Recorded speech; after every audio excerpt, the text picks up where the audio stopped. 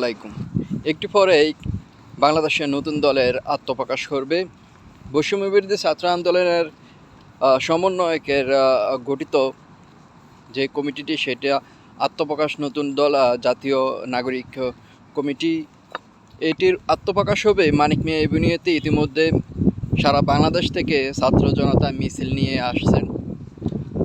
আর কিছুক্ষণের মধ্যেই নাহিদ ইসলামের আহ্বায়ক নিয়ে নাহিদ ইসলাম জাতীয় নাগরিক কমিটির নেতৃত্ব দিয়ে দল আত্মপ্রকাশ করবেন। এ নিয়ে জল্পনা কল্পনা অনেক হচ্ছে। প্রতিটি দল এই নতুন দলকে আত্মপ্রকাশের শুভকামনা জানিয়েছেন।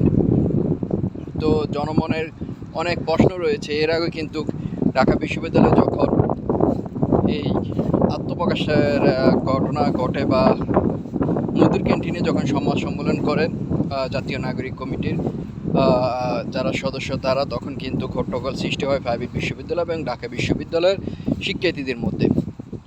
এর মধ্যে কিন্তু মানিক মিয়া এভিনিউতে ছাত্র জনতা মিছিল নিয়ে আসতেছেন।